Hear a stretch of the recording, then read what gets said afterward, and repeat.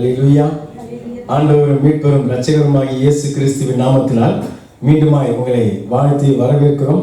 வாசிக்கப்பட்ட வேத பகுதி ஒரு பிரபலமான கர்த்தராகிய இயேசு கிறிஸ்துவுடைய ஒரு வேத பகுதி. அவர் சொன்ன ஒரு ஓமை, பரலோக ராஜ்யத்தின் அந்த ஆசீர்வாதங்களை அதை பெற்றுக்கொள்கிற விதம், அது உருவாகுகிற விதம் நம்முடைய இருதயத்தில், அதை குறித்து எல்லாம் கர்த்தராகிய இயேசு கிறிஸ்து அநேக காரியங்களை ஓமைகளாக அவர் சொல்லியிருக்கிறார்.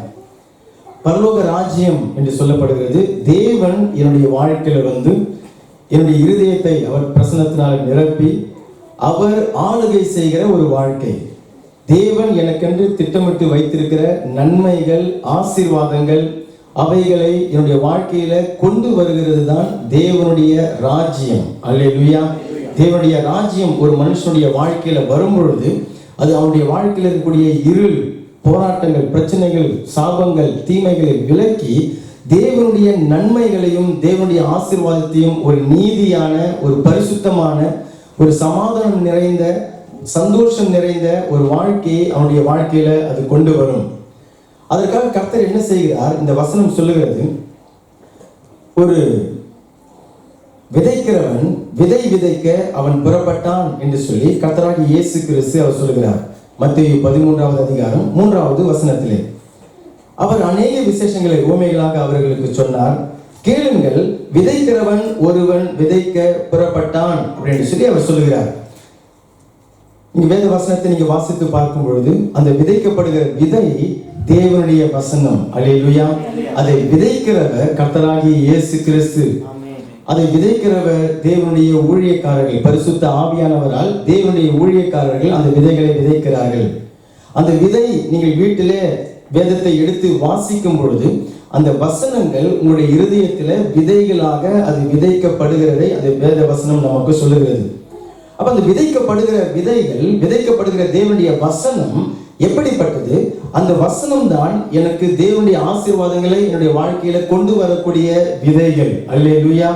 பல விதமான விதைகள் இருக்கிறது போல, ஒவ்வொரு மரத்துக்கும் அதன் கனிக்கு தக்கதாக விதைகள் இருக்கிறது போல, ஒவ்வொரு ஆசீர்வாதங்களுக்கும் ஒவ்வொரு நன்மைகளுக்கும் தேவன் தம்முடைய வசனத்தில வாக்கு தத்தங்களை கொடுத்து, வார்த்தைகளை கொடுத்து, அதை அனுப்பி என்னுடைய வாழ்க்கையில அந்த நன்மைகளை அவர் செய்கிறார். அல்லேலூயா.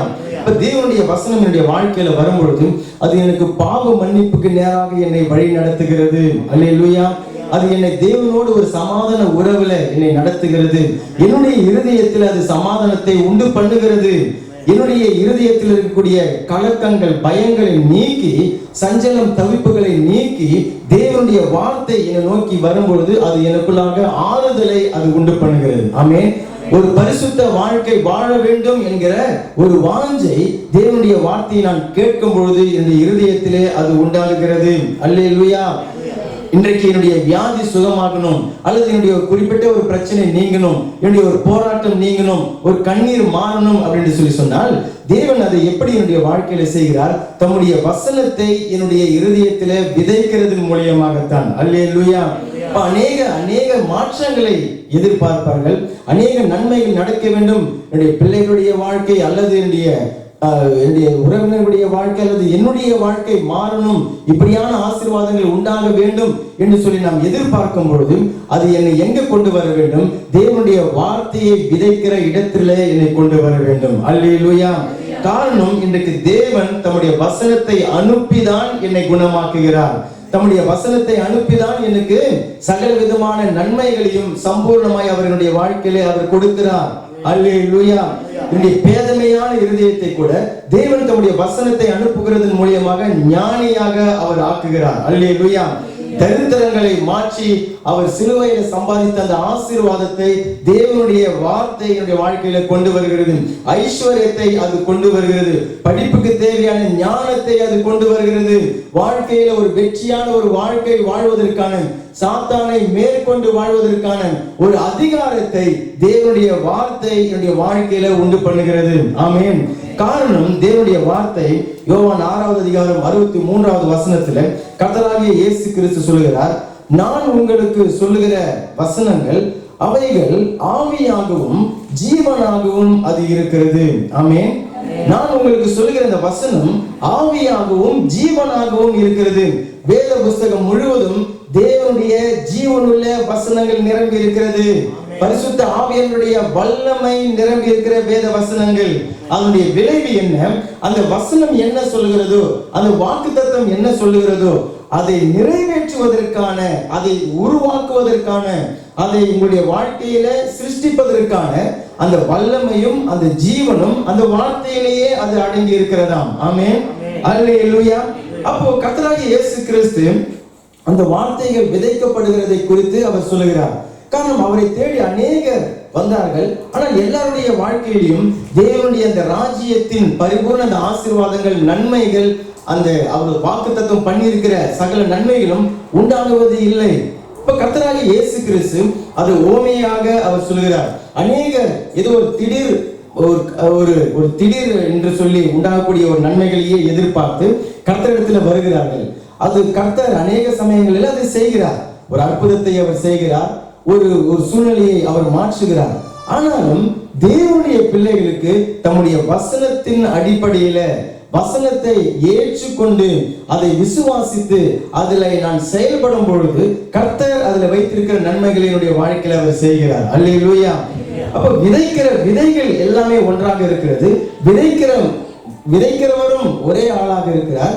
ஆனால் அந்த விதைக்கப்படுகிற விதையினுடைய விளைச்சல், அதனுடைய பலன், அதனுடைய ரிசல்ட் எதை பொறுத்ததாக இருக்கிறது? விதைக்கப்படுகிற அந்த நிலத்தை பொறுத்ததாக இருக்கிறது என்பதை கர்த்தராகிய இயேசு கிறிஸ்து அங்கே சொல்கிறார். 4 விதமான நிலங்களை குறித்து அவர் சொல்கிறார். ஒன்று, வழி அருகே நடைபாதை போன்ற ஒரு நிலம். இங்கே நிலம் என்று சொல்லப்படுகிறது மனுஷருடைய இருதயம். ஆமென். விதை தேவனுடைய வசனம். ஆமென், அல்லேலூயா. அப்ப அந்த வழி அருகே நடைபாதை போன்ற ஒரு இருதயமுடைய ஒரு மனிதன். இரண்டாவது நிலம், அது கற்பாறைகள் நிறைந்த ஒரு நிலம். மூன்றாவது, முள்ளும் குறுக்கும் இருக்கக்கூடிய ஒரு நிலம். நான்காவது நிலத்தை நல்ல நிலம் அப்படின்னு சொல்லி கர்த்தர் அங்கே அழைக்கிறார். அந்த நிலங்களை இன்றைக்கு நாம் ஆராய்ந்து பார்த்து, இன்றைக்கு என்னுடைய இருதயம் எப்படிப்பட்டதாக இருக்கிறது, என்னுடைய வாழ்க்கையில தேவனுடைய ஆசீர்வாதங்கள் எந்த பகுதியில அது தடைப்பட்டு இருக்கிறது, அதற்காக நான் என்னுடைய இருதயத்தை எப்படியாக நான் அதை பண்படுத்த வேண்டும் அப்படின்னு சொல்லி நம்மை நாமே ஒப்பு கொடுக்க போகிறோம். அல்லேலூயா. பாருங்க, ஒரு விவசாயியோ அல்லது ஒரு தோட்டக்காரனும் ஒரு தோட்டத்தை, அழகான ஒரு தோட்டத்தை உருவாக்க விரும்புகிறான். அப்படியே போயிட்டு ஒரு ஆப்பிள் மரத்தினுடைய விதையோ அல்லது ஒரு மாமரத்தின் விதையோ அப்படியே நடுவது கிடையாது. அதுல அநேக முள்ளுகளும் குறுக்குகளும் கற்பாறைகளும் கல்லுகளும் அதுல நிறைந்து இருக்கிறது. அதுல அநேகர் நடந்து போகக்கூடிய ஒரு இடமாக அது இருக்கிறது. அப்ப அவன் முதலாவது அந்த இடத்தை அவன் வேலி எடுத்து மனுஷர்கள் நடந்து போக வராத, மிருகங்கள் நடந்து போக வராத ஒரு இடமாக அதை மாற்றி முள்ளுகளையும் குறுக்குகளையும் அதிலிருந்து வேரோடு பிடுங்கி எடுத்து போட்டு அதிலே உழுது, அதன் பிறகு அவன் விதையை விதைக்கிறான், நீர் பாய்ச்சுகிறான், உரம் இடுகிறான், அதை பாதுகாக்கிறான். அப்பொழுது அது விளைந்து ஒரு அழகான ஒரு தோட்டமாக அது மாறுகிறது. அல்லேலூயா. அப்ப இன்றைக்கும் கர்த்தர் என்னுடைய இருதயத்தை, என்னுடைய வாழ்க்கையை ஒரு நல்ல தோட்டமாக அவர் ஆக்க போகிறார். ஆமென். விசுவாசிக்கிறவங்க அல்லேலூயா சொல்லுங்க. ஆமென். ஒரு ஏதேன் தோட்டத்தை போல பலவிதமான கனிகள், பலவிதமான சுவைமிக்க கனிகள் புறப்படக்கூடிய, கொடுக்கக்கூடிய மரங்கள், செடிகள் விளையக்கூடிய ஒரு இருதயமாக, ஒரு நிலமாக, ஒரு தோட்டமாக என்னுடைய இருதயத்தை அவர் மாற்ற விரும்புகிறார். தேவனுடைய சகல விதமான நன்மைகளும் சம்பூர்ணமா என்னுடைய வாழ்க்கையில அது காணப்பட வேண்டும். அல்லேலூயா. அதற்காக கர்த்தர் இன்றைக்கு நமக்கு அவர் உதவி செய்கிறார். ஆமென். மத்தேயு 13வது அதிகாரம் 4வது வசனத்துல அந்த முதல் நிலத்தை குறித்து அவர் சொல்லும் பொழுது, அவன் விதைக்கையில் சில விதை வழி அருகே விழுந்தது, பறவைகள் வந்து அதை பட்சித்து போட்டது. 4வது வசனம். அதனுடைய விளக்கத்தை கர்த்தராகிய சொல்லும் பொழுது, அப்படின்னு சொல்ல என்ன அப்படின்னு சொல்லி அதனுடைய அர்த்தத்தை சீடர்கள் வந்து கேட்ட பொழுது கர்த்தராகிய இயேசு கிறிஸ்து சொல்கிறார் 18வது வசனம் 19வது வசனத்துல, ஒருவன் ராஜ்யத்தின் வசனத்தை கேட்டும் உணராமல் இருக்கும் பொழுது பொல்லாங்கன் வந்து அவன் இருதயத்தில் விதைக்கப்பட்டதை பறித்துக் கொள்கிறான், அவனே வழி அருகே விதைக்கப்பட்டவன் அப்படின்னு சொல்லி அவர் சொல்லுகிறார். அதே லூக்கா 8வது அதிகாரம் 5வது வசனத்துல அந்த வசனத்தை சொல்லும் பொழுது நீங்க அதை எழுதி வைத்துக் கொள்ளுங்க. 3 சுவிசேஷங்களிலும் இந்த உவமையை கர்த்தர் வெளிப்படுத்தி இருக்கிறார். மத்தேயு, மார்க்கு, லூக்கா, அந்த மூன்று சுவிசேஷங்களிலும், மார்க்கு 4வது அதிகாரத்திலையும், லூக்கா 8வது அதிகாரத்திலையும், மத்தேயு 13வது அதிகாரத்திலையும் வேத வசனங்கள் அதை நமக்கு வெளிப்படுத்துகிறது. லூக்கா 8வது அதிகாரத்துல 5வது வசனம் இப்படியாக சொல்லுகிறது, சில விதைகள் வழியருகே விழுந்து மிதியுண்டது, ஆகாயத்து பறவைகள் வந்து அதை பட்சித்து போட்டது. அல்லேலூயா. 12வது வசனம், வசனத்தை கேட்கிறவர்கள் அவர்கள் விசுவாசித்து ரட்சிக்கப்படாதபடிக்கு பிசாசானவன் வந்து அந்த வசனத்தை அவர்கள் இருதயத்திலிருந்து எடுத்து போடுகிறான். அல்லேலூயா. இதுதான் அந்த முதல் நிலம், அதாவது வழி அருகான ஒரு நடைபாதை போன்ற ஒரு இருதயத்தின் நிலைமை. அப்ப அந்த விதைக்கிறவனும் ஒரு நோக்கத்தோடு தான் விதைக்கிறான் பாருங்க. இங்க அந்த லூக்கா 8:12 சொல்லப்பட்டிருக்க அந்த வசனம் நமக்கு அதை சொல்லிக் கொடுக்கிறது. அது எந்த ஒரு நோக்கத்தோடு அவன் விதைக்கிறான், அந்த விதையை விதைக்கிறவன் எந்த விதமான ஒரு நோக்கத்தோடு விதைக்கிறான் என்பதை சொல்லும் பொழுது 12வது வசனம், வழி அருகே விதைக்கப்பட்டவர்கள் வசனத்தை கேட்கிறவர்களா இருக்கிறார்கள், அவர்கள் விசுவாசித்து ரட்சிக்கப்படாதபடிக்கு பிசாசானவன் வந்து அந்த வசனத்தை அவர்கள் இருதயத்திலிருந்து எடுத்து போட்டு விடுகிறான். அப்ப விதைத்தவன் எந்த நோக்கத்துக்காக அந்த விதையை விதைக்கிறான்? தேவனுடைய வசனத்தை விதைக்கிறவன், தேவனுடைய வசனத்தை எடுத்து பிரசங்கிக்கிறவன் எந்த நோக்கத்தோடு அதை விதைக்கிறான்? அவர்கள் அந்த வசனத்தை விசுவாசித்து அவர்கள் ரட்சிக்கப்பட வேண்டும். ஆமென். அதுதான் அந்த விதைக்கிறவனுடைய நோக்கம். ஆமென். அதுதான் அந்த விதைக்கிற கர்த்தராகிய இயேசு கிறிஸ்துவின் நோக்கம். அந்த இருதயம், அந்த வசனம் என்னுடைய இருதயமாகிய அந்த நிலத்திலே விழுந்து அது எனக்குள்ள விசுவாசத்தை உண்டு பண்ணி அதன் விளைவாக நான் ரட்சிக்கப்பட வேண்டும். ஆமென். அல்லேலூயா. பாவ மன்னிப்பாகிய மீட்பு, ரட்சிப்பு, ஞானஸ்நானம் அதற்குரிய விசுவாசமாக இருந்தாலும் சரி, அல்லது இன்றைக்கு எனக்கு ஒரு வியாதியிலிருந்து சுகமாக வேண்டும் அதற்குரிய ஒரு விசுவாசமாக இருந்தாலும் சரி, அல்லது என்னுடைய கண்ணீர் மாற வேண்டும், என்னுடைய குடும்பத்தில் இருக்கிற போராட்டங்கள் நீங்க வேண்டும் அதற்குரிய ஒரு விசுவாசமாக இருந்தாலும் சரி, தேவன் தம்முடைய வசனத்தை அதை அனுப்பும் பொழுது ஒரு நோக்கம் இருக்கிறது. அல்லேலூயா. அப்ப நான் ஜெபத்தோடு, ஆண்டவரே இந்த வார்த்தை என்னை நோக்கி வருகிறது, இது என்னுடைய வாழ்க்கையில் எப்படிப்பட்ட கிரியை செய்ய வேண்டும், இதற்காக நான் என்னுடைய இருதயத்தை ஒப்புக் கொடுக்கிறேன் என்ற ஒரு எதிர்பார்ப்பான ஒரு இருதயத்தோடு நாம் தேவனுடைய வசனத்தை கேட்கிறவர்களாக இருக்க வேண்டும். அல்லேலூயா. அந்த வார்த்தை வரும் பொழுது அதனுடைய இருதயத்திலே விசுவாசத்தை உருவாக்கி விட்டால், அந்த விதைகள் என்னுடைய இருதயத்திலே வேர் கொண்டு விட்டால், ஆமென், அது ஒரு விதை நிலத்தில் வேர் கொள்ளுவதற்கு பெயர் தான் விசுவாசம் உருவாகுவது. ஆமென். அந்த விசுவாசம் உருவாகிவிட்டால் அந்த செடி முளைத்து விடும். ஆமென். அந்த மரம் வளர்ந்து விடும். அது எதிர்பார்க்கப்படுகிற அந்த கனியை, அது ரிசல்ட்டை, வாழ்க்கையில் அந்த நன்மையை அது உண்டாக்கி விடும். ஆமென். அல்லேலூயா. அப்ப அந்த நிலம் எப்படிப்பட்டதாக இருக்கிறதா? ஒரு நடைபாதை போன்ற ஒரு நிலம். அநேகர் அதில் நடந்து நடந்து அந்த நடைபாதை எப்படி இருக்கும்? அந்த கடினமானதாக அது இருக்கும். விதைகள் விதைக்கும் பொழுது அது மண்ணில அது இறங்குவது கிடையாது. அப்ப எப்படி அது கடினமானது? அநேகர் நடந்து நடந்து கடினமானார்கள். அது வழியருகே இருக்கக்கூடிய ஒரு பாதை. இது உலகத்தின் வழியில இருக்கக்கூடிய ஒரு பாதை. ஆமென். பாருங்க, மனுஷருடைய இருதயம், இயற்கையான அந்த ஒரு இருதயம் பாவத்தினாலே நிறைந்து இருக்கிறது. அதன் நிமித்தமாக அவனுடைய இருதயம் கடினப்பட்டு கடினமாக தேவனுடைய வார்த்தையை புரிந்து கொள்ள முடியாதபடிக்கு, தேவனுடைய வார்த்தையை உணர முடியாதபடிக்கு அந்த இருதயம் கடினப்பட்டு இருக்கிறதை வேதம் நமக்கு சொல்லுகிறது.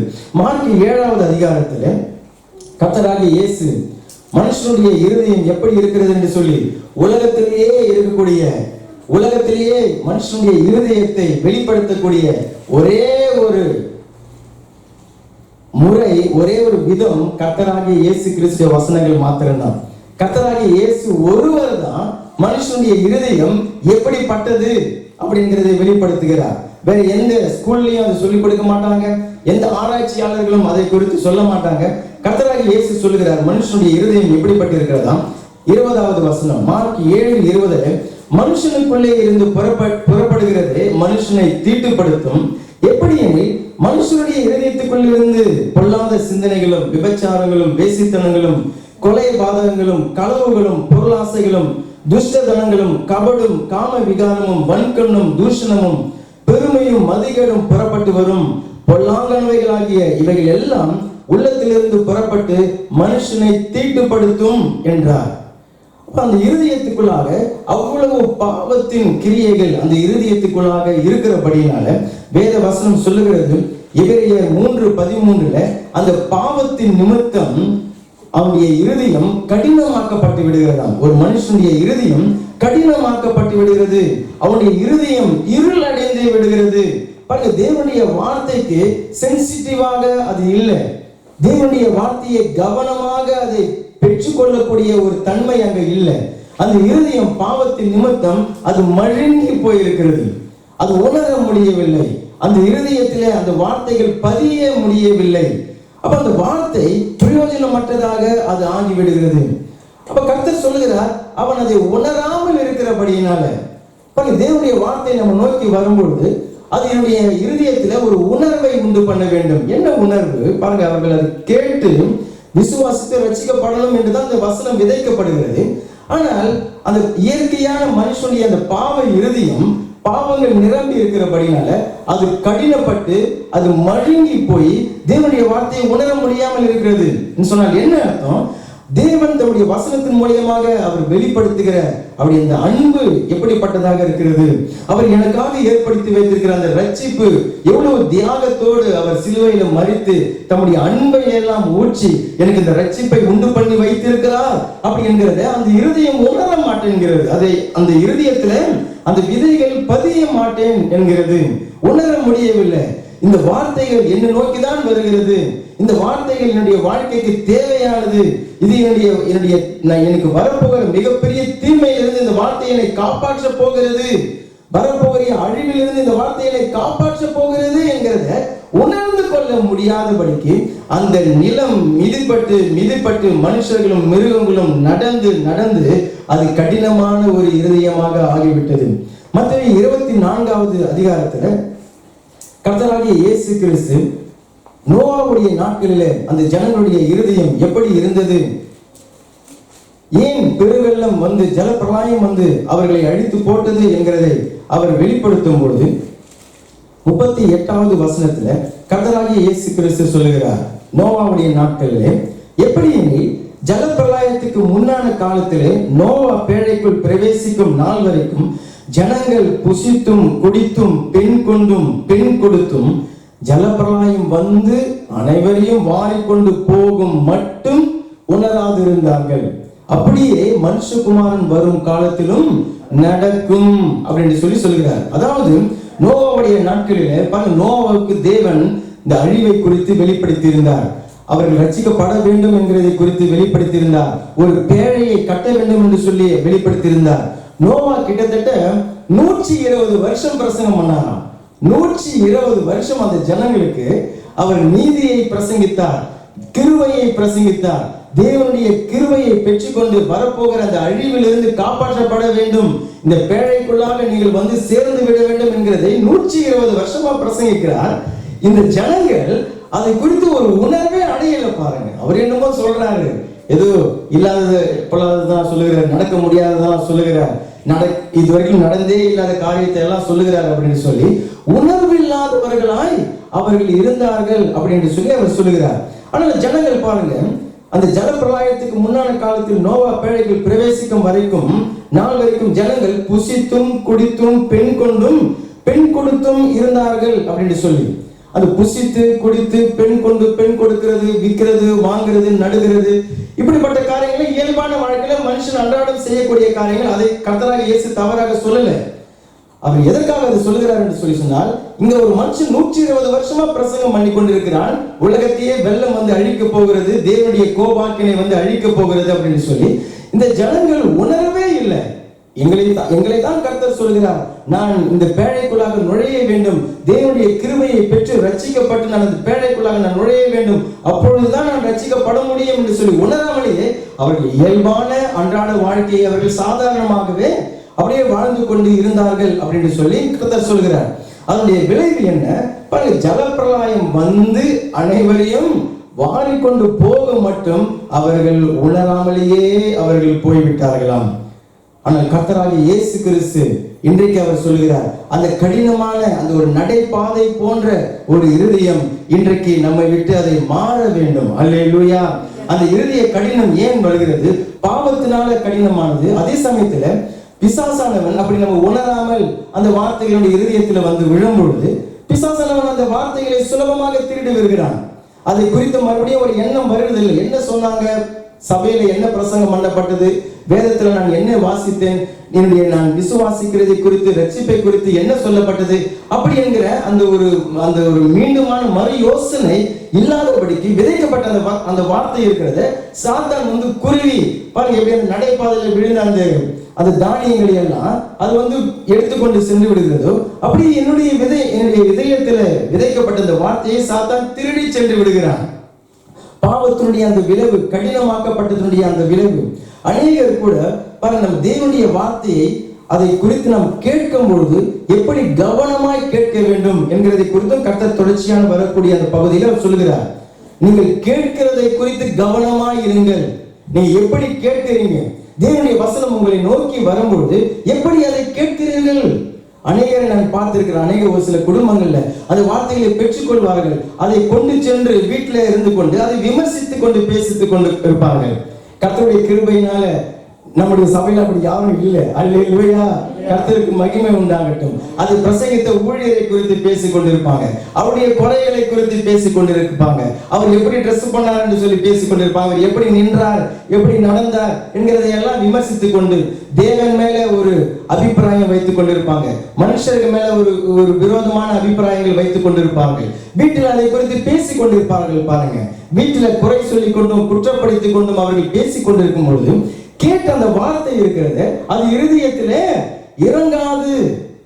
சாத்தான் பாருங்க, அந்த வசனத்தை திருடுவதற்கு அவன் ஆட்களையும் வைத்து அவன் வேலை செய்கிறான். விதைக்கப்பட்ட அந்த வசனம் இருதயத்துல தங்கி விடாதபடிக்கு சாத்தான் அவனுடைய ஏஜென்ட்களை எல்லாம் வைத்திருக்கிறான். அவைகள் வந்து அவர்கள் இருதயத்தில் இருக்கக்கூடிய அந்த நல் வார்த்தைகள், ஆமென், விசுவாசத்தை உண்டாக்கக்கூடிய வார்த்தைகள், ஆமென், என்னுடைய வாழ்க்கையை மாற்றக்கூடிய அந்த ஒரு வார்த்தைகள், என்னுடைய சாபங்களை முறியடிக்கக்கூடிய அந்த ஒரு வார்த்தைகள், அந்த வார்த்தைகளை திருடிவிடும்படிக்கு சாத்தான் அவன் செய்கிறான். அப்படி பெற்றோர்களை நான் பார்த்திருக்கிறேன். பாருங்க, அப்படி அவர்கள் பேசி பேசி அங்கே வீட்டில் இருக்கக்கூடிய அந்த பிள்ளைகளுடைய இருதயத்துல விசுவாசம் உருவாகுகிறது இல்லை, தேவன் மேல ஒரு நம்பிக்கை உருவாகுகிறது இல்லை, தேவனுடைய வசனத்தின் மேல சந்தேகம்தான் உண்டாகி விடுகிறது. அப்ப அந்த தேவனுடைய வார்த்தைக்கும் தேவனுக்கும் அதை விதைக்கக்கூடிய தேவனுடைய ஊழியக்காரனுக்கும் ஒரு மரியாதையும் ஒரு கனத்தையும் நாம் வைத்திருக்கும் பொழுது பாருங்க, அது என்னுடைய இருதயத்தில் அது இறங்கும். முதல்ல ஆமென், என்னுடைய இருதயத்தில் ஒரு நல்ல ஒரு விசுவாசத்தை அது உண்டு பண்ணும். ஆமென். அது மாத்திரம் இல்லாம என்னுடைய வீட்டில நான் அதை கனப்படுத்தி தேவனை கனப்படுத்தி தேவனுடைய ஊழியக்காரனை நான் கனப்படுத்தும் போது அது என்னுடைய பிள்ளையுடைய இருதயத்தில் அந்த விசுவாசத்தை அந்த வார்த்தை உண்டு பண்ணும். ஆமென். தேவனுடைய வார்த்தையை குறித்த ஒரு கனம், ஒரு மரியாதை அந்த பிள்ளையுடைய இருதயத்தில் இருக்கும் பொழுது அந்த நிலம் கடினப்படாத ஒரு இருதயமாக இருக்கும். அல்லேலூயா. அப்ப சொல்லப்படுகிற அந்த வார்த்தைகள் அந்த இருதயத்தில விசுவாசத்தை உருவாக்கும். ஆமென். விசுவாசத்தை குறித்து நாம் தியானித்துக் கொண்டிருக்கிறோம் பல வாரங்களாக. அப்ப அந்த நடைபாதை போன்று இருக்கக்கூடிய அந்த இருதயத்துல விசுவாசம் உருவாக முடியாது. ஒரு ஆழமான ஒரு மனம் திரும்புதல் அங்கே உண்டாக வேண்டும். கர்த்தர் எதிர்பார்க்கிறார். அல்லேலூயா. தன்னுடைய அந்த நிலையை உணர்ந்து அதிலிருந்து ஒரு ஆழமான ஒரு மனம் திரும்புதலை கர்த்தர் அங்கே அவர் எதிர்பார்க்கிறார். ஏன்னு சொன்னா அந்த விளைவை பார்த்து கர்த்தர் பரிதவிக்கிறார். இந்த ஜனங்கள் அந்த வெள்ளம் வந்து அவர்கள் எல்லாம் வாரிக்கொண்டு போக மட்டும் உணராமலேயே அப்படியே இருந்து விட்டார்களாம். இன்றைக்கு கர்த்தர் அந்த உணர்வுள்ள இருதயத்தை அவர் எனக்கு தருகிறார். அல்லேலூயா. அந்த வசனம் என்னுடைய இருதயத்திலே உணர்வை உண்டு பண்ணுகிறது. ஆமென். எனக்குள்ளாக விசுவாசத்தை உண்டு பண்ணுகிறது. நான் விசுவாசித்து ரட்சிக்கப்படுவதற்கு ஏதுவான உணர்வை தேவனுடைய வார்த்தையுடைய வாழ்க்கையில உண்டு பண்ணுகிறது. அல்லேலூயா. சரி, இரண்டாவதாக எப்படிப்பட்ட இருதயத்தை கர்த்தர் சொல்கிறார்? கற்பாறை போன்ற அந்த ஒரு நிலம். 13வது அதிகாரம் 20வது வசனம். கற்பாறை போன்ற நிலத்துல விதைக்கப்பட்ட நிலம்.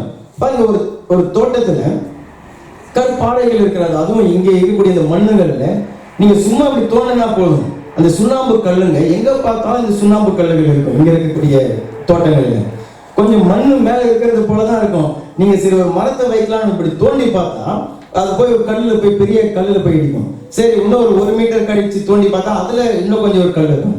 இப்படி நான் ஒரு மரத்தை நடும் பொழுது ஒரு 3 இடத்துல நோண்டி நோண்டி எங்க பார்த்தாலும் கல்லு போய் இடிக்க 4வது ஒரு இடத்துல போய் நோண்டும் பொழுதுதான் அது மண்ணாக இருந்தது. அல்லேலூயா. அப்ப இன்றைக்கு அந்த மரம் நன்றாக அது வளர்ந்து கனி கொடுக்கிற ஒரு மரமாக அது இருக்கிறது. இங்க கர்த்தர் சொல்லுகிறார், கற்பாறை இடங்களிலே விதைக்கப்பட்டவன் வசனத்தை கேட்டு உடனே அதை சந்தோஷத்தோட ஏற்றுக்கொள்ளுகிறான். ஆகிலும் தனக்குள்ளே வேறு இல்லாதவனாய் கொஞ்சம் காலம் மாத்திரம் நிலைத்திருப்பான். வசனத்தின் நிமித்தம் உபத்திரவமும் துன்பமும் வந்த உடனே இடரல் அடைவான். எப்படிப்பட்டது ஒரு நிலமாக இருக்கிறது கற்பாறை நிலம்? எப்படிப்பட்ட ஒரு நிலம், எப்படிப்பட்ட ஒரு இருதயமாக அந்த மனிதன் இருக்கிறான்? லூக்கா 8:13 இதே வசனத்தை அவர் சொல்லும்போது, கொஞ்சம் காலம் மாத்திரம் விசுவாசித்து சோதனை காலங்களிலே பின்வாங்கி போகக்கூடியவனாக அவன் இருக்கிறான் அப்படிங்கிறதாக வசனம் சொல்லுகிறது. சரி, அப்ப அந்த முதல் நிலம் பாருங்க, அங்க விசுவாசம் உருவாகவே இல்லை. ஏன்? அந்த விதைக்கப்பட்ட விதையை அவர்கள் உணராமல் இருந்தபடினால பிசாசு வந்து உடனே அந்த வசனத்தை திருடி கொண்டு சென்று விட்டான். விசுவாசம் உருவாகவே இல்லை, ரட்சிப்பு என்கிறதாங்க உருவாகவே இல்லை. ஆனா இந்த மனுஷன், அவன் வசனம் சொல்லுகிறது, அவன் வசனத்தை கேட்டான். ஆமென். வசனத்தை கேட்டு உடனே அதை சந்தோஷத்தோட ஏற்றுக்கொண்டான். ஆமென். சந்தோஷத்தோட ஏற்றுக்கொண்டான் சொன்னால் என்ன அர்த்தம்? அவன் விசுவாசித்தான். ஆமென். இயேசு கிறிஸ்து தருகிற அந்த ரட்சிப்பு, அவர் கொடுக்கிற அந்த ஒரு பாவ மன்னிப்பு, அவர் கொடுக்கிற அந்த ஒரு புது வாழ்க்கை, அவர் கொடுக்கிற ஒரு நீதியான ஒரு பரிசுத்தமான ஒரு வாழ்க்கை, அவர் கொடுக்கிற ஒரு சந்தோஷம், அதை எதிர்பார்த்து சரி இந்த இயேசு என்னுடைய பாவங்களை சுமந்தார் அப்படின்னு சொல்லி ஏற்றுக்கொண்டு, எனக்காக மரித்து உயிர்த்தெழுந்தார் என்று சொல்லி ஏற்றுக்கொண்டு தேவன் மேல பிரியமா இருக்கிறவர்கள், வசனத்தின் மேல பிரியமா இருக்கிறவர்கள் உடனே சந்தோஷத்தோடு அவர்கள் ஒப்பு கொடுக்கிறார்கள். ஆமா, நான் விசுவாசிக்கிறேன், நான் ஞானஸ்நானம் எடுக்கிறேன் அப்படின்னு சொல்லி ஒப்பு கொடுக்கிறார்கள். அதுல தவறு இல்லை. அதனாலதாங்க உடனே கேட்டு உடனே ரட்சிக்கப்படக்கூடாது அப்படிங்கிறதுனால கிடையாது. அவர்கள் உடனே சந்தோஷப்பட்டு ஏற்றுக்கொண்டதுனால பிரச்சனை கிடையாது. காரணம், கர்த்தர் வசனத்தை அனுப்பும் பொழுது என்ன எதிர்பார்க்கிறார்? நீ அப்படியே ஒரு 6 வருஷம் அப்படியே கேட்டுனேரு, அது உன்னுடைய வாழ்க்கையில உன்னுடைய இருதயத்துல ஒரு விளைவையும் பண்ணாம அப்படியே இருக்கட்டும்ன்ற வசனத்தை அனுப்புகிறார். இல்ல, தேவன் வசனத்தை அனுப்பும் பொழுது அதை நீ சந்தோஷமாய் ஏற்றுக்கொண்டு அந்த வசனத்துக்கு கீழ்ப்படிய வேண்டும், அதுக்கு ஒப்பு கொடுக்க வேண்டும் என்றுதான் விரும்புகிறார். மத்தேயு ஆயத்துறையில உட்கார்ந்து கொண்டிருக்கிறார். கர்த்தராகிய இயேசு கிறிஸ்து நடந்து போய், நீ என்னை பின்பற்றி வா, அவனுடைய அழைப்பை சொல்லி என்னை பின்பற்றி வான்னு சொன்ன உடனே அந்த வேலையை விட்டு எல்லாத்தையும் விட்டுட்டு இந்த மத்தேயு சுவிசேஷத்தை எழுதின அப்போஸ்தலர் அதை அப்படியே விட்டுட்டு இயேசுவுக்கு பின்னாடி அவர் செல்கிறார். அப்போ உடனே சந்தோஷப்பட்டு நம்ம தேவனுடைய வசனத்தை கேட்டு ரட்சிக்கப்பட்டதுல பிரச்சனை இல்லை. பிரச்சனை எங்க இருக்கிறது பாருங்க. அவர் சொல்லுகிறார், ஆகிலும் தனக்குள்ளாக வேறில்லாதவனாய் கொஞ்சம் காலம் மாத்திரம் நிலைத்திருப்பான். வசனத்தின் நிமித்தம் உபத்திரவமும் துன்பமும் வந்தவுடனே இடரல் அவன் அடைகிறான். அல்லேலூயா. அப்ப இவன் ரட்சிக்கப்பட்ட ஒரு மனுஷன், ரட்சிக்கப்பட்ட ஒரு விசுவாசி. அவன் ரட்சிக்கப்பட்டதே ஒரு பெரிய ஒரு அற்புதம். கர்த்தர் கிருபையாய் அவர் ரட்சித்தார். அப்போ அந்த ரட்சிக்கப்பட்ட தேவனுடைய பிள்ளைகள் நம்முடைய இருதயம் எப்படி இருக்கணும் அப்படிங்கிறது தேவன் விரும்புகிறார். அல்லது நான் ஏதோ அந்த ரட்சிக்கப்பட்டு ஞானஸ்நானம் வாங்குகிறதுல மாத்திரம்தான் என்னுடைய விசுவாசம் செயல்படணும் அப்படிங்கிறது அல்ல. நம்முடைய கிறிஸ்தவ வாழ்க்கையில ஒவ்வொரு படியிலும் நான் என்னுடைய விசுவாசத்தை செயல்படுத்த வேண்டும். ஆமென். ஒவ்வொரு படியிலும் நான் கர்த்தராகிய இயேசுவை சார்ந்து கொள்ள வேண்டும். ஒவ்வொரு சூழ்நிலையிலும் அவர்தான் எனக்கு பலன் தருகிறவர், ஒவ்வொரு சூழ்நிலையிலும் அவர்தான் என்னை ஆதரிக்கிறவர். ஆமென். அல்லேலூயா. அப்போ ஒரு தாழ்மையுள்ள ஒரு இருதயம். 1 தீமோத்தேயு 1வது அதிகாரம் 15வது வசனத்துல அப்போஸ்தலர் பவுல் ஒரு பெரிய தேவனால் பயன்படுத்தப்பட்ட தேவனுடைய ஊழியக்காரன். சுவிசேஷ புஸ்தகத்துல புதிய ஏற்பாட்டுல இருக்கக்கூடிய புஸ்தகங்கள்ல பாதி அவர் எழுதியிருக்கிறார் பாருங்க.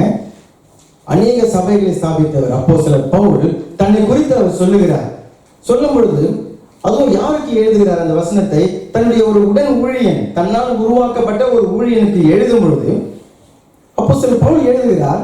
15வது வசனம், பாவிகளை ரட்சிக்க கிறிஸ்து இயேசு உலகத்தில் வந்தார் என்கிற வார்த்தை உண்மையும் எல்லா அங்கீகரிப்புக்கும் பாத்திரமானது. அவர்களில் பிரதான பாவி நான் தான்.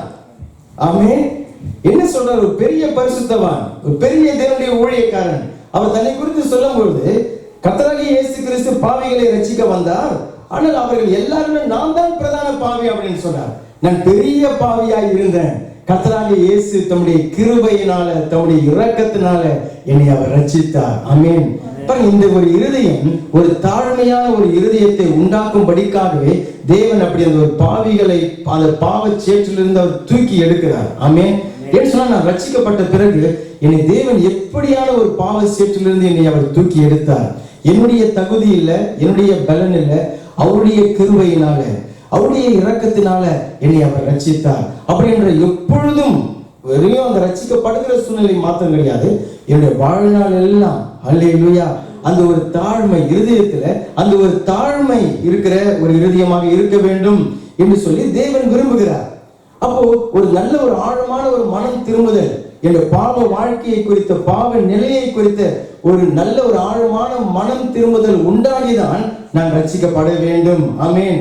ஏதோ சொன்னாங்க, ஏதோ நான் ஞானஸ்நானம் எடுத்தேன், நான் என்னிடத்துல அவ்வளவு பெரிய பாவம்லாம் கிடையாது, நான் அவ்வளவு மோசம்லாம் கிடையாது, எங்க குடும்பம்லாம் கொஞ்சம் நல்ல குடும்பம், ஏதோ ஞானஸ்நானம் எடுக்கணும்னு சொன்னாங்க, நான் எடுத்துட்டேன் அப்படின்னு சொல்லிட்டு ஒரு மேட்டிமையான ஒரு இருதயத்தோடு இருக்கிறது கிடையாது.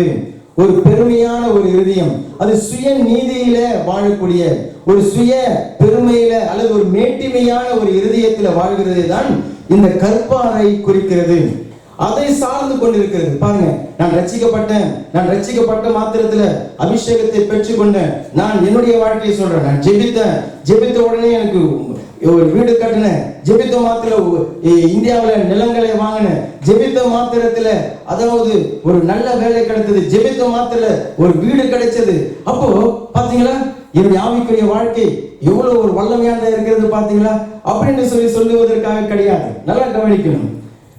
அந்த ஆசீர்வாதங்களை தேவன் கொடுக்கிறார். ஒரு வீட்டை கொடுக்கிறார், ஒரு வாகனத்தை கொடுக்கிறார், ஒரு வேலையை கொடுக்கிறார், அல்லது ஒரு ஆசீர்வாதத்தை கொடுக்கிறார், நன்மையை கொடுக்கிறார். நீ ஏதோ பெரிய ஆவிக்குரிய வாழ்க்கையில பெரிய ஜாம்பவான் என்கிறதுனால தேவன் அதை கொடுக்கிறது அல்ல.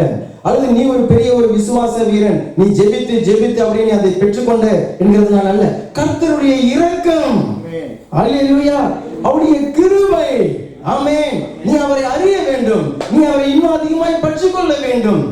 என்னுடைய ஆவிக்குரிய வாழ்க்கையை பார்த்தீங்களா அப்படின்னு சொல்லி என்னுடைய சாதனைகள் மேல, நான் பெற்றுக்கொண்டவைகள் மேல நான் ஒரு என்னுடைய பலத்தை நான் பெற்றுக்கொள்ளும் போது அதுதான் கற்பாறை. அது என்னை விசுவாசத்துல வளர செய்யாது.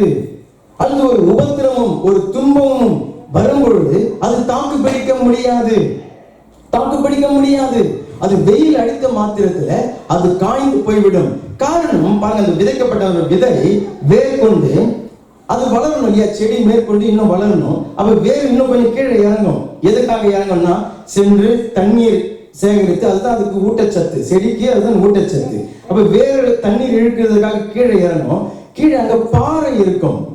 அப்ப அதற்கான ஊட்டச்சத்தை எங்க பெற்றுக்கொள்ள செல்கிறது, அதற்குரிய பலத்தை எங்க பெற்றுக்கொள்ள அது வேர் இறங்குகிறது, அந்த தன்னுடைய மேட்டுமை என்கிற அந்த கற்பாறைக்கு இறங்குகிறது. கற்பாறை ஸ்ட்ராங்கானதுதான், ஆனால் அதுல செடியை வளர செய்வதற்கான ஊட்டச்சத்து அதுல இல்லை. அப்ப வெயில் அடிக்கும் பொழுது அது காய்ந்து போய் விடுகிறது. ஆனால் வேத வசனம் என்ன சொல்லுகிறது? எபேசியர்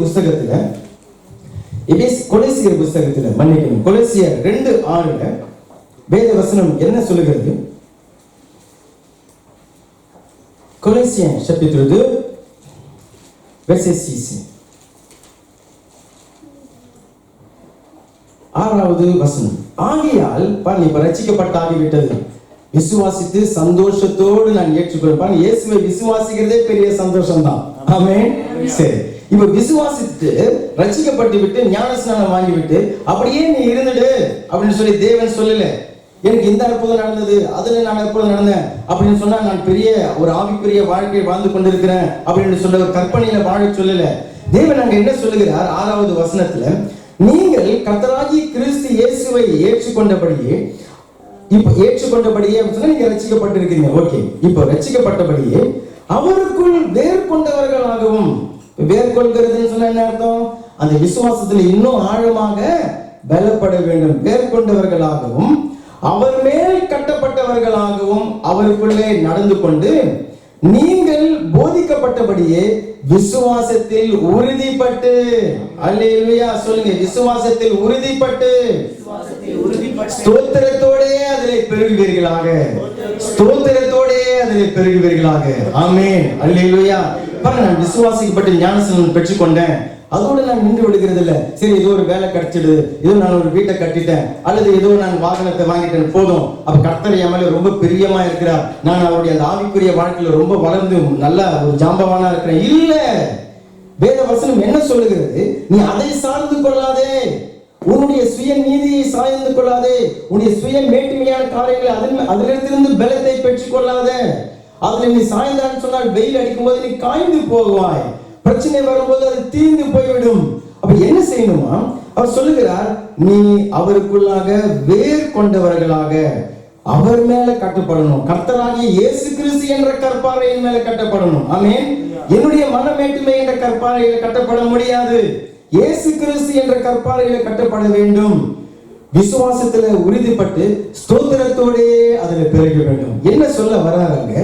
ரட்சிக்கப்பட்ட ஒரு பிள்ளை தொடர்ச்சியாக கர்த்தராகிய இயேசு கிறிஸ்துவோடு ஒரு ஐக்கியத்துல, ஒரு உறவுல, ஆமென், அந்த இயேசுவோடு இருக்கக்கூடிய அந்த உறவுல மிகவும் அத்தியாவசியமானது தேவனுடைய சபை கூடி வருதல். அல்லேலூயா. ஒரு மனுஷனுடைய சரீரத்தோடு எனக்கு தொடர்பு இல்லைன்னு சொன்னா என்ன அங்க உறவு இருக்கு? ஒரு கணவன் ஒரு மனைவி, அந்த ரெண்டு பேருக்கு மத்தியில அந்த சரீர ரீதியான ஒரு உறவு இல்லைன்னு சொன்னா கணவன் மனைவியே இல்லை. அங்க ஒரு 1000 கிலோமீட்டர் முன்னாடி போன்லயே பேசிக்கொண்டு இருந்தா அதுக்கு பேர் கணவன் மனைவி உறவு கிடையாது. அங்கே கனிகள் உருவாகாது. இயேசு கிறிஸ்துவின் சரீரம் எது? அவருடைய சபை தான் சரீரம். ஆமென். அப்ப அவருடைய சபையோடு இருக்கக்கூடிய உறவு தான் இயேசு கிறிஸ்துவோடு கூட இருக்கிற உறவு. ஆமென். அது மாத்திரமல்ல, நம்முடைய தனிப்பட்ட வாழ்க்கையில நம்முடைய பர்சனல் ரிலேஷன் இயேசுவோடு, அவருடைய வேத வசனத்தோடு, ஜெப வாழ்க்கையில அவரை ஸ்தோத்திரித்து துதிக்கிறதுல, அவரோடு இருக்கக்கூடிய அந்த ஒரு உறவுல நான் வளரும் பொழுது நான் ஜெபிக்கிற அந்த நேரத்தை கொடுக்கும் பொழுது, தனிப்பட்ட என்னுடைய ஜெப நேரத்தில் வீட்டில் நான் ஜெபிக்கும் பொழுது, அல்லது ஆலயத்தில் வந்து அவரை துதித்து மகிமை மாட்சிமை நிறைந்தவரை நாம் பாடி துதிக்கும் பொழுது அங்க என்ன நடக்கிறது? பரிசுத்த ஆவியானுடைய பலன் என் மேல இறங்கி வருகிறது. அல்லேலூயா. கர்த்தராகிய இயேசு கிறிஸ்துவிடத்திலிருந்து நான் பலத்தை பெற்றுக் கொள்கிறேன். ஆமென். அல்லேலூயா. இயேசுவிடத்திலிருந்து நான் பலத்தை பெற்றுக் கொள்கிறேன். என்னுடைய பொருளாதாரம் கிடையாது, என்னுடைய ஐஸ்வர்யம் கிடையாது, என்னுடைய ஞானம் கிடையாது, என்னுடைய அறிவு கிடையாது, என்னுடைய பதவி கிடையாது. நான் இயேசு கிறிஸ்துவோடு இருக்கக்கூடிய அந்த ஒரு உறவு. ஆமென். சொல்லுங்க, இயேசுவோடு இருக்கக்கூடிய உறவு என்னை விசுவாசத்திலே பலவானாய் மாற்றுகிறது, என்னை விசுவாசத்திலே உறுதிப்படுத்துகிறது. நான் அவருக்குள்ளாக வேர் கொண்டு வளருவேன். அல்லேலூயா. 27வது சங்கீதத்திலே தாவீது இதைத்தான் அவர் சொல்லுகிறார். 27வது சங்கீதம் முதல் வசனத்தை நாம் வாசித்து பார்க்கும்போது,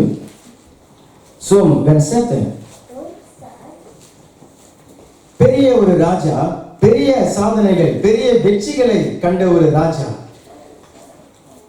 தேவனுடைய கிருபையினால உயர்த்தப்பட்டவர், பெரிய உயர்வுல பதவியில இருக்கக்கூடிய ஒரு மனுஷன், அவர் சொல்லுகிறார், கர்த்தர் என் வெளிச்சமும் என் ரட்சிப்புமாய் இருக்கிறார், யாருக்கு நான் பயப்படுவேன்? கர்த்தர் என் ஜீவனின் பலனானவர். சொல்லுங்க, கர்த்தர் என் ஜீவனின் பலனானவர், யாருக்கு அஞ்சுவேன்? அப்ப என் சத்துருக்கள், என் பகைஞருமாகிய பொல்லாதவர்கள் என் மாம்சத்தை பட்சிக்க என்னை நெருங்குகையில் அவர்களே இடறி விழுந்தார்கள். சரி, எனக்கு விரோதமாய் ஒரு பாளையம் இறங்கினாலும் என் இருதயம் பயப்படாது, என் மேல் யுத்தம் எழும்பினாலும் இதிலே நான் நம்பிக்கையாய் இருப்பேன். சரி, இப்ப சொல்றார், கர்த்தரிடத்துல ஒன்று நான் கேட்டேன், அதையே நான் நாடுகிறேன். என்ன கேட்டார்? என்னத்தை நாடுகிறார்? நான் கர்த்தருடைய மகிமையை பார்க்கும்படியாகவும் அவருடைய ஆலயத்திலே ஆராய்ச்சி செய்யும்படியாகவும் என் ஜீவனுள்ள நாளெல்லாம் கர்த்தருடைய ஆலயத்திலே தங்கி இருப்பதே நான் நாடுவேன். ஆமென். அல்லேலூயா. கர்த்தருடைய ஆலயத்திலே நடப்பட்டு இருக்கிறதே நான் நாடுவேன். ஆமென். கர்த்தருடைய ஆலயத்தில் வந்து அவருடைய வசனத்தை ஆராய்ச்சி செய்கிறது. ஆமென். அவர் எவ்வளவு அன்புள்ளவர், எவ்வளவு மகிமையானவர், எந்த அளவுக்கு என்னை விடுவிக்க வல்லமை உள்ளவர் என்கிறதை ஆராய்ந்து பார்க்கிற அந்த ஒரு அனுபவம், அவரோடு இருக்கக்கூடிய அந்த ஒரு உறவு. ஆமென். அல்லேலூயா. அதனுடைய விளைவு பாருங்க. தீங்கு நாளில் மேல் இருக்கக்கூடிய அந்த வசனங்களையும் சொல்றார், தீங்கு நாளிலே அவர் என்னை தம்முடைய கூடாரத்திலே மறைத்து, என்னை தம்முடைய கூடார மறைவிலே ஒளித்து வைத்து என்னை கண்மலையின் மேல் உயர்த்துவார். அல்லேலூயா. வேதம் போதிக்கிற கர்த்தர் நம்மை உயர்த்துகிற தேவன். அல்லேலூயா. நம்மை கட்டி எழுப்புகிற தேவன். ஆமென். நம்முடைய கண்ணீரை துடைக்குகிற தேவன். ஆமென். வெயில் அடிக்கும் பொழுது, துன்ப நேரத்துல, போராட்ட நேரத்துல, பிரச்சனை நேரத்துல நீ உன்னை சார்ந்து கொள், உன்னுடைய திறமையை சார்ந்து கொள், அல்லது உன்னுடைய நீ சம்பாதித்ததை சார்ந்து கொள் அப்படின்னு சொல்லல. அவர் சொல்லுகிறார், நான் உன்னை என்னுடைய கூடாரத்துல மறைத்து வைத்து, ஆமென், உன்னை கண்மலையின் மேல நான் உயர்த்துவேன். அல்லேலூயா. என்னிடத்திலிருந்து நீ பலத்தை பெற்றுக் கொள்வாய். ஆமென். எரேமியா புத்தகம் 17வது அதிகாரத்துல மாம்ச பலத்தை நம்பி இருக்காதபடிக்கு, மாம்ச பெருமைகளை நாம் நம்பி இருக்காதபடிக்கு, மன மேட்டுமையான அந்த கற்பாறையை நம்பிக்கொண்டு இருக்காதபடிக்கு 7வது வசனத்துல அவர் சொல்லுகிறார், கர்த்தர் மேல் நம்பிக்கை வைத்து கர்த்தரை தன் நம்பிக்கையாக கொண்டிருக்கிற மனுஷன் பாக்கியவான்.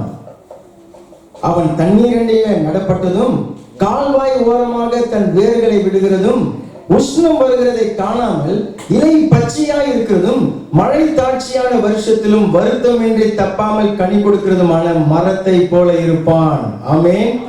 எப்படிப்பட்ட ஒரு மரத்தை போல இருப்பானா? எப்படிப்பட்ட ஒரு செடியை போல இருப்பான்? எப்படிப்பட்ட விசுவாசத்துல வளர்கிற ஒரு விதையை போல அவன் இருப்பான்?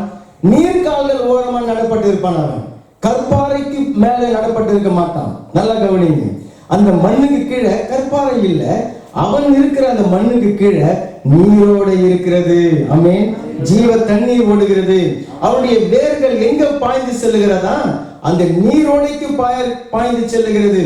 ஆமென். இயேசு கிறிஸ்துவோடு இருக்கக்கூடிய அந்த உறவின் நிமித்தம் பரிசுத்த ஆவியானுடைய பலன் என்னுடைய வாழ்க்கையில் இறங்கி வருகிறது. அல்லேலூயா.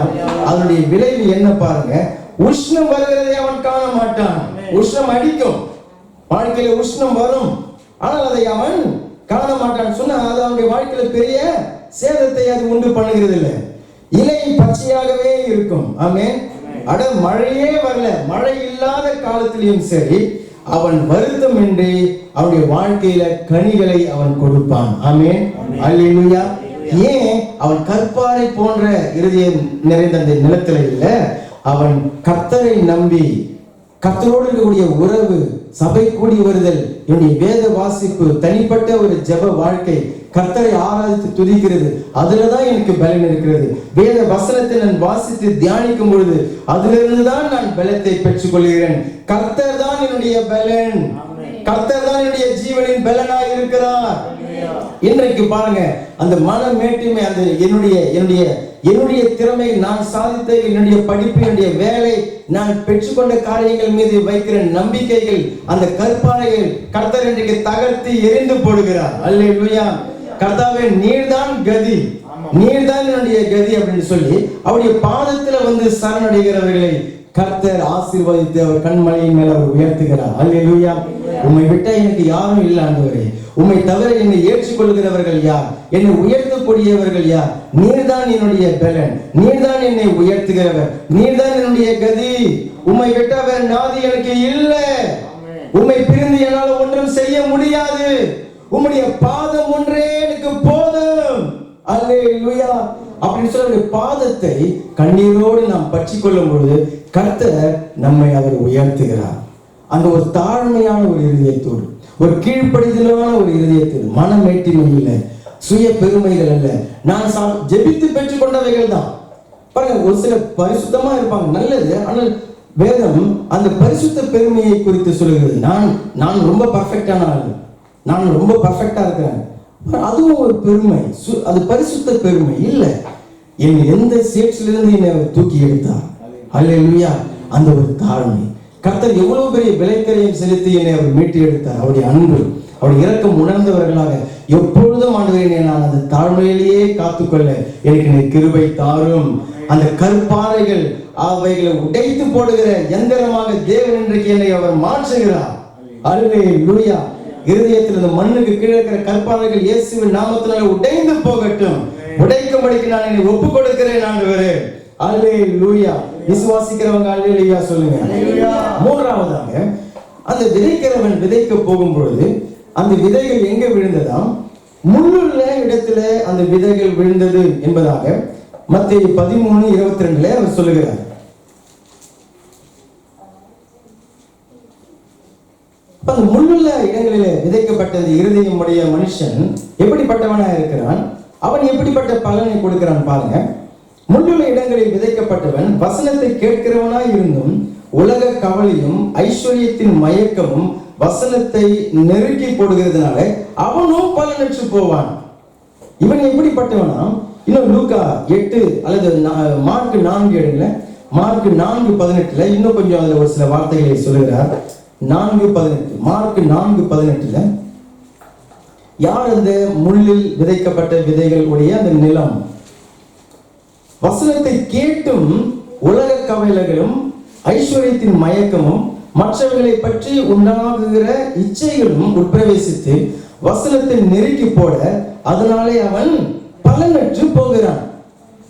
இந்த மனிதன் யார்? ரட்சிக்கப்பட்டவன்.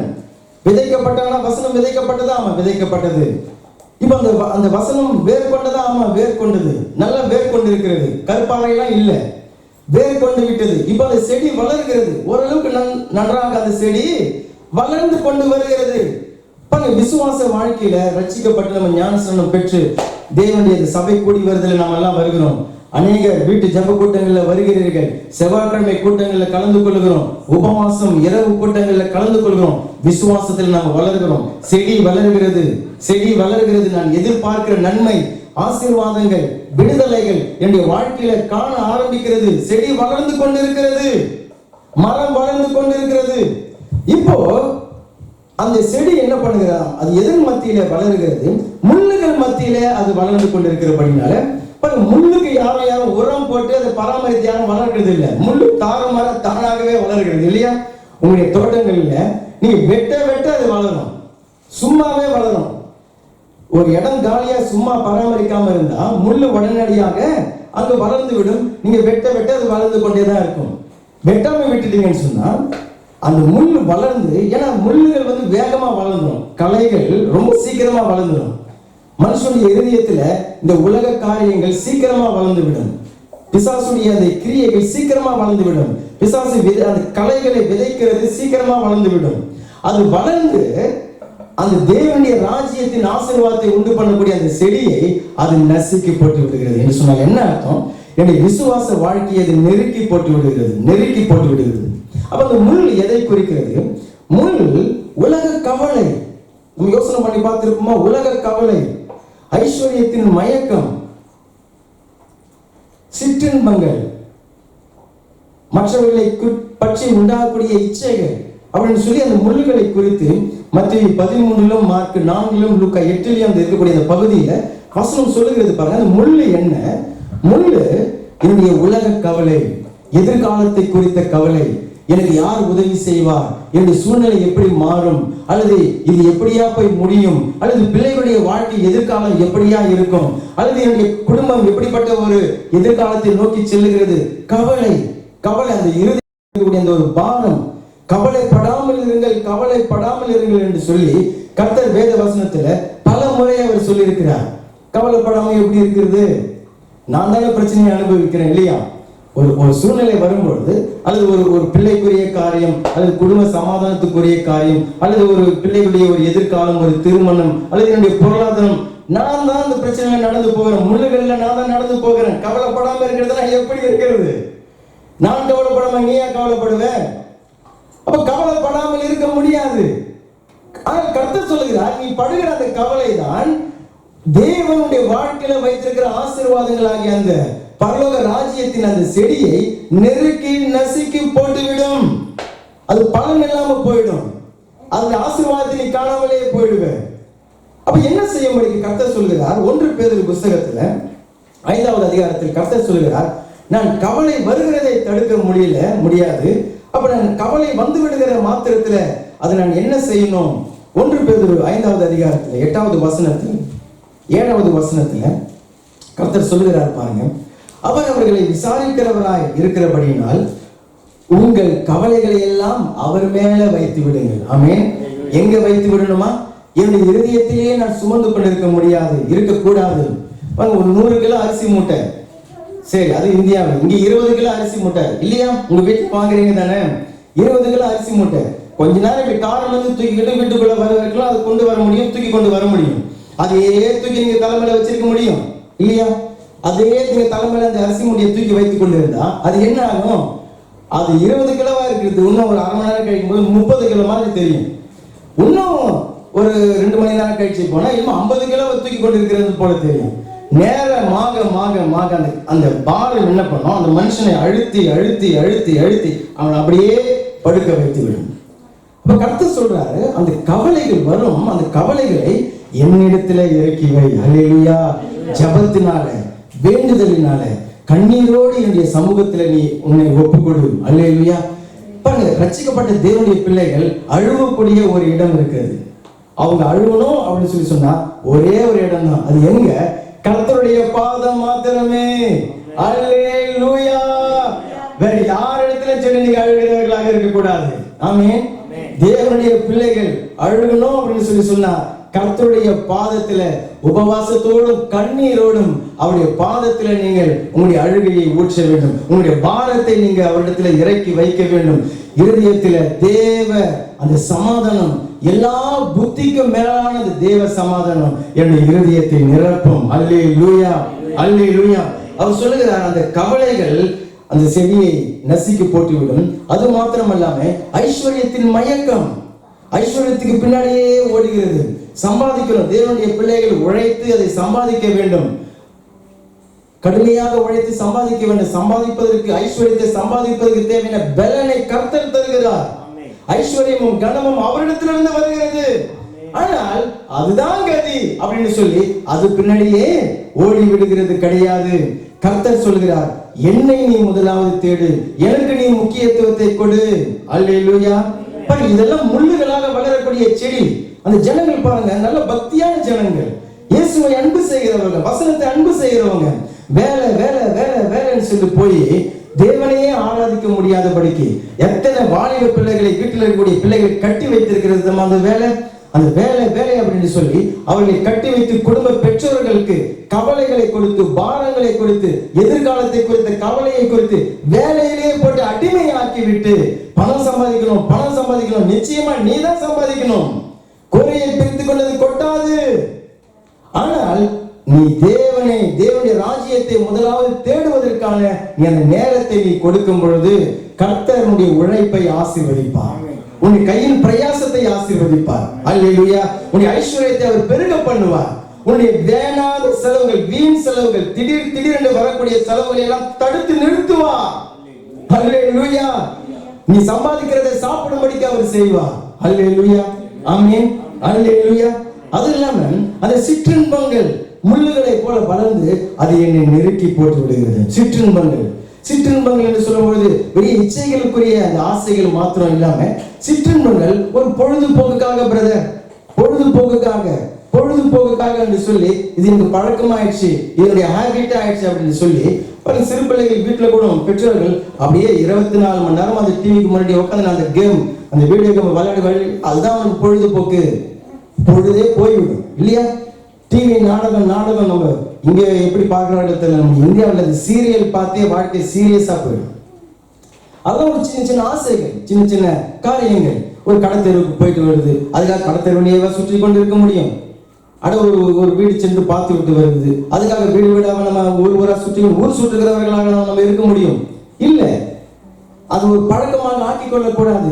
சிற்றின்பங்கள் இப்படி செஞ்சாதாங்க எனக்கு சந்தோஷம். இப்படி ஒரு சின்ன ஒரு குழம்பு வைக்கணும்னாலும் கூட பாருங்க, அந்த செலவு பண்றக்கூடிய அந்த ஜனங்கள் ஒரு குறிப்பிட்ட ஒரு காரியம் இல்லை, இது இல்லாம நான் எனக்கு சாப்பிட மாட்டேன், முதல்ல கடைக்கு போய் அதை வாங்கின்னு முதல்ல நீ வந்தாதான் நான் ஒரு குழம்பு வைப்பேன் இல்லையா? அப்பதான் நான் சாப்பிடுவேன். இந்த காரியங்கள் எனக்கு சாப்பாட்டுல இருந்தாதான் நான் சாப்பிடுவேன் அப்படின்னு சொல்லி அடம் பிடிக்கிறவர்கள் இருக்கிறார்கள். சிற்றின்பங்கள். அப்போ வக்காசுக்கே பணத்தை செலவு பண்ணக்கூடிய சிற்றின்பங்கள், பார்க்கறதெல்லாம் வாங்கக்கூடிய சிற்றின்பங்கள், பார்க்கறதெல்லாம் விலை கொடுத்து வாங்கக்கூடிய சிற்றின்பங்கள்.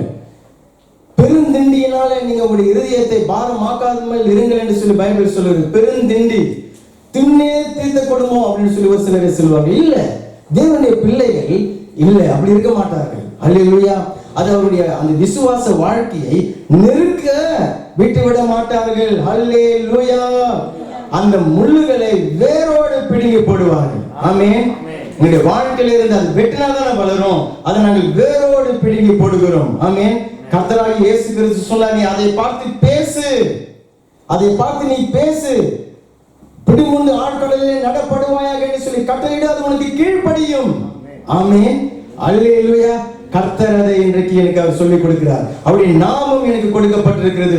அந்த கவலைகள், என்னுடைய இருதயத்தை அழுத்தக்கூடிய கவலைகள் இயேசுவின் நாமத்தினாலே வேரோடு பிடுமுண்டு ஆழ்கடலிலே நடப்படுவாயாக.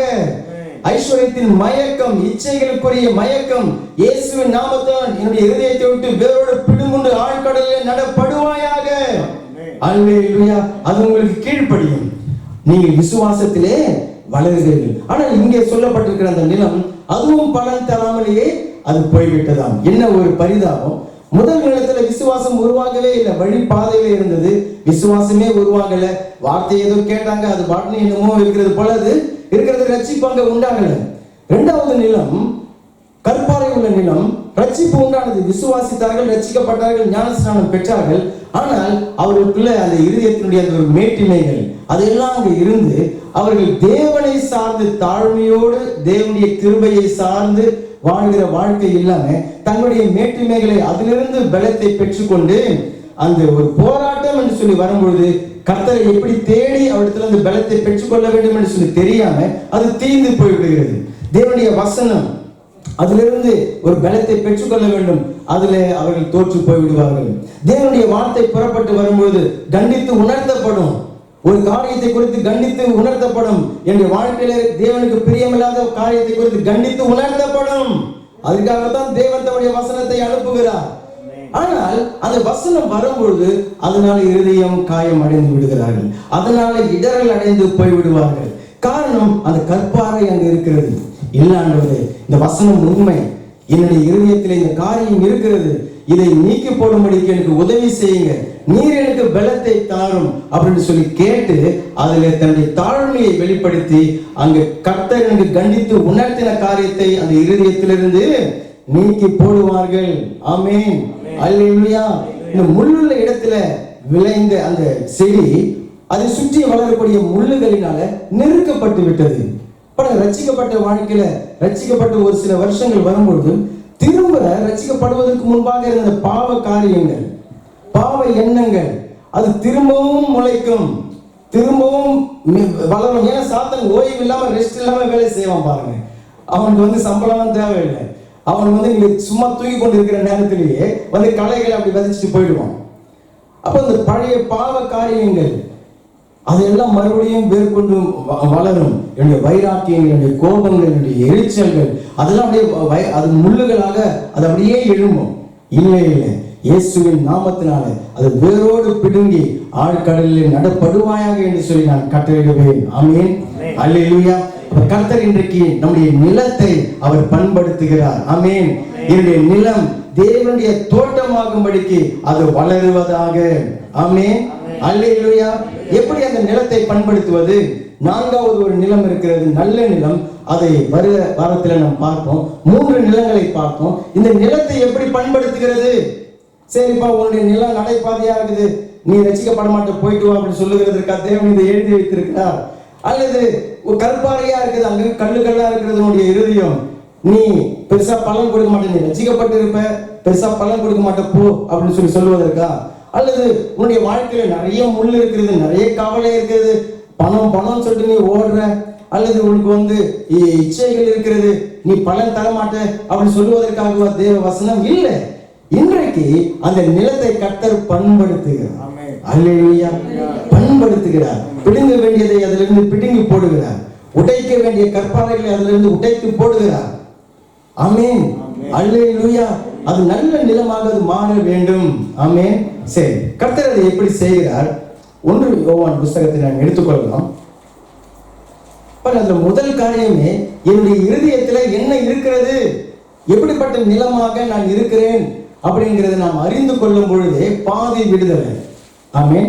அங்க விசுவாசம் உண்டாகி ரட்சிப்புக்கு ஏதுவான ஞானம் உண்டானதா அப்படிங்கிறத நான் ஆராய்ந்து பார்க்கிறேன். அல்லது தேவனுடைய வசனம் என்னை நோக்கி வருகிறது, அவருடைய ஆசீர்வாதங்கள் என்னுடைய வாழ்க்கையில காணப்படுகிறதா? பாருங்க, இல்லை. அப்ப நான் என்னுடைய இருதயத்தை நான் ஆராய்ந்து பார்ப்பேன். சொல்லப்பட்ட வார்த்தைகள்னால கிடையாது, சொல்லுன ஊழியர்களால கிடையாது. ஊழியர்களை குறை சொல்லுகிறதுனால ஒரு பிரயோஜனமும் இல்லை, வார்த்தையை குறை சொல்லுகிறதுனால ஒரு பிரயோஜனமும் இல்லை. தேவன் சொல்லுகிற ஆசீர்வாதம் என்னுடைய வாழ்க்கையில அது இன்னும் கனியாக அது உருவாகவில்லை அப்படின்னு சொல்லி சொன்னால் அந்த நிலத்தை நான் ஆராய்ந்து பார்ப்பேன். ஆமென். என்னுடைய இருதயத்தை நான் ஆராய்ந்து பார்ப்பேன், நான் சோதித்து பார்ப்பேன். ஆமென். அல்லேலூயா. அப்ப அந்த இருதயம் எப்படிப்பட்டதாக இருக்கிறது என்கிறதை நான் முதல்ல அறிந்து கொள்கிறேன். என் இருதயம் நடைபாதை போன்ற ஒரு இருதயமா இருக்கிறதா? பரவாயில்ல, கர்த்தர் இன்றைக்கு அது உணர்வுள்ள இருதயமாக மாற்றுகிறார். ஆமென். அல்லேலூயா. கற்பாறை இருதயமாக இருக்கிறதா? பரவாயில்ல, கர்த்தர் சொல்கிறார், நீயே அதை உடைத்து போடத்தக்கதான ஒரு எந்திர மஷின் மாதிரி உன்னை நான் ஆக்குகிறேன். ஆமென். நீ அதை நொறுக்கி தவிடுபடியா ஆக்கி போட்டுடுவேன். அல்லேலூயா. உன்னுடைய சுய பலத்தை எல்லாம் நீ உடைத்து விட்டு இயேசுவே நீர்தான் கதி என்று சொல்லி வருகிற அளவுக்கு அவருடைய ஆலயத்தில் அவர் சங்கீர்த்தனம் பண்ணும்படிக்கு கர்த்தர் உன்னை அந்த மலைகளையும் குன்றுகளையும் நொறுக்கி போடும்படிக்கு உனக்கு பலத்தை அவர் கொடுப்பார் இன்றைக்கு. ஆமென். அந்த முள்ளுகளை எல்லாம் வேரோடு பிடுங்கும்படிக்கு கர்த்தர் உதவி செய்வார். அதுக்கான அதிகாரத்தை உனக்கு கொடுத்திருக்கிறார், அவருடைய ஞானத்தை உனக்கு கொடுத்திருக்கிறார். அல்லேலூயா.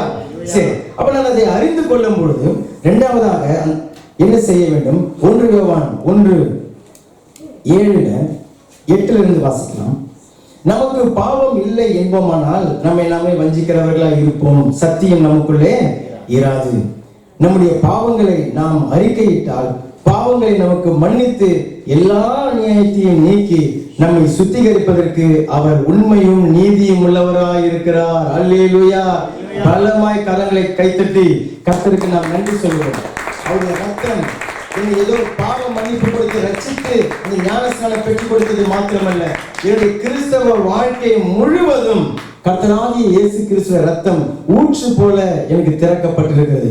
நான் என்னுடைய இருதயத்தில் இருக்கிறதை நான் அறிக்கை செய்ய செய்ய, நான் கட்டளையிட அது வேரோடு பிடுங்குண்டு ஆழ்கடலில் அது நடப்படும். ஆமென். என்னுடைய இருதயத்தை இயேசு கிறிஸ்துவ ரத்தம் சுத்திகரிக்கும். அங்கு பெலன் உண்டாகும். அல்லேலூயா. நல்ல நிலம் அங்கு உண்டாகும்.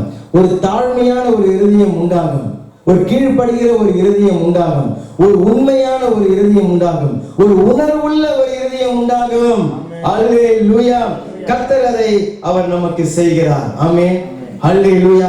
ஒவ்வொரு நாளும் பாருங்க, தேவனுடைய பிள்ளைகள் ஒவ்வொரு நாளும் தங்களுடைய இருதயத்தை ஆராய்ந்து சத்துரு ஏதாவது அந்த களை விதைச்சிருக்கிறானா, சத்துரு ஏதாவது ஒரு களை விதைச்சிருக்கிறானா, ரட்சிப்புக்கு ஏதுவான ஞானம் எனக்கு உண்டாகி விட்டதா, நான் ரட்சிக்கப்படுவதற்காக நான் ஆயத்தமா இருக்கிறேனா, அதுக்கு என்ன தடை, அதை ஆராய்ந்து பார்ப்பார்கள். சத்துரு ஏதாவது விதைத்து இருக்கிறானா, உடனே அது இயேசுவின் நாமத்தினால பிடிங்க போடுவார்கள். அல்லேலூயா. என்னுடைய ரட்சிக்கப்படுவதற்கு முன்பாக இருந்த பழைய வாழ்க்கையின் பாவங்கள் மீண்டும் ஏதாவது தலை தூக்குகிறதா, மீண்டும் ஏதாவது முளைத்து வருகிறதா, இயேசுவின் நாமத்தினாலே கட்டளையிடுவேன். ஆமென். ஒவ்வொரு நாளும் அதுதான் தேவனுடைய பிள்ளைகள். ஒவ்வொரு நாளும் ஒவ்வொரு சூழ்நிலைகளிலும் அதை நான் வளர விட மாட்டேன். காட்டு அத்தி மரம் மாதிரி அதை நான் வளர விட மாட்டேன். காட்டு அத்தி மரம் போல அது வளர்ந்து பெரிய மரமாக ஆகிவிட விட மாட்டேன்.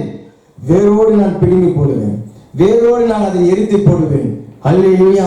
இயேசு கிறிஸ்துவின் ரத்தம் என் இருதயத்தில் இறங்கும், நான் கழுவப்படுவேன். பரிசுத்த ஆவியினுடைய அக்கினி இறங்கும், அது வேர் முதற்கொண்டு அது சுட்டெரிக்கும். அது எப்போ உண்டாகும்?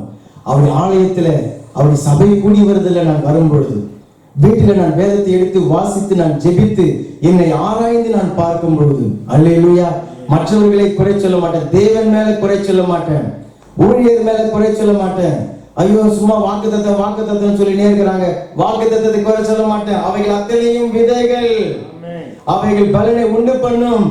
என்னுடைய நிலத்தை நான் ஆராய்ந்து பார்த்து அதுல விதை விதைக்கப்பட்டு அது விசுவாசமாகிய வேர் விட்டு அது வளர வேண்டும், கனி தர வேண்டும். அல்லேலூயா. கிறிஸ்தவ வாழ்க்கை கனி தருகிற ஒரு வாழ்க்கையாக நான் வாழ்வேன். ஆமென். அப்ப கர்த்தர் சொல்கிறார், உங்களால கூடாத காரியம் ஒன்றுமே இருக்காது, விசுவாசிக்கிறவனுக்கு எல்லாம் ஆகும். ஆமென். அல்லேலூயா. நாம் எழுந்து நின்று கர்த்தரை நாம் மகிமைப்படுத்தலாம்.